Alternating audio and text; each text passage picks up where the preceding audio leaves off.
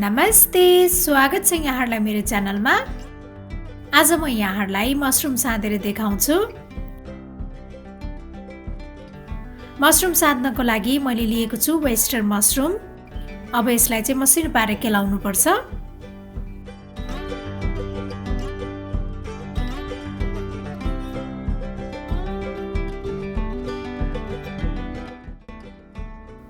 त्यसपछि मैले यो मशरुममा तातो पानी राखे। अब यसलाई 1 मिनेटसम्म तातो पानीमा डुबाएर राख्ने।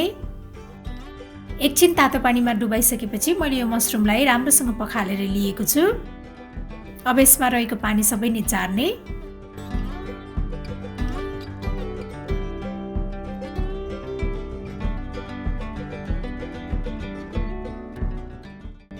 मशरुमलाई फ्राई गर्नको लागि मैले प्यान बसालेको छु।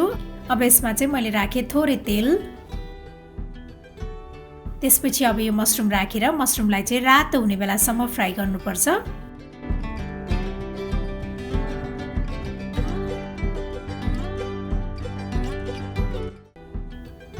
मशरुम यतिको भएपछि रेडी भइसकेको छ। मैले यसलाई एउटा बाउलमा राखेँ। त्यसपछि अब यो सेम प्यानमा मैले यो टमाटर पनि राखेँ। अब यो टमाटरलाई चाहिँ एकैछिन रोस्ट गर्नुपर्छ। टमाटरलाई उसिनेर अथवा पोलेर पनि लिन सकिन्छ। टमाटर पनि रेडी भइसकेको छ। मैले यसलाई खलमा राखेँ। अब यसलाई चाहिँ पिस्नुपर्छ। त्यस्तै मैले थोरै टिमुर पनि राखेर पिसेँ। मैले चाहिँ टिमुरलाई पहिला नै हल्का पिसेर लिएको छु। अब यो टमाटर र टिमुरको पेस्टलाई पनि यही मशरुममा राख्ने। त्यसपछि मैले यसमा राखेँ प्याज, मसिनो पारेर काटेको हरियो लसुन अनि हरियो धनिया।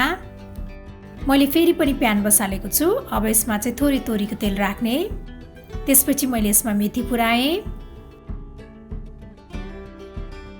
मेथी यतिको भएपछि मैले यसमा राखेँ लाम्चो पारेर काटेको अदुवा अनि लसुन।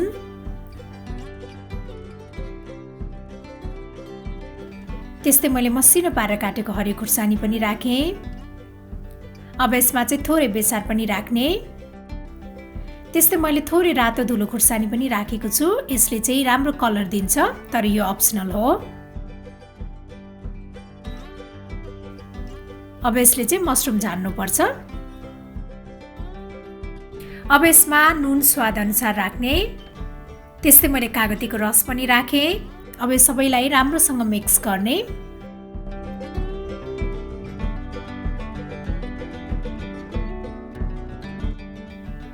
यतिको मिक्स भइसकेपछि हाम्रो यो मशरुम चाहिँ सर्भ गर्नको लागि रेडी भइसकेको छ। यो मशरुमलाई चाहिँ चिउरासँग अथवा यतिकै खाँदा पनि एकदमै मिठो हुन्छ। मलाई आशा छ यहाँहरूलाई यो साँदेको मशरुमको रेसिपी पक्कै पनि मन पर्यो होला। र मेरो अरू यस्तै रेसिपीहरूको लागि प्लिज मेरो च्यानललाई सब्स्क्राइब गरिदिनु होला।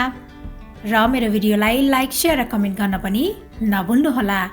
Thank you for watching. Bye by.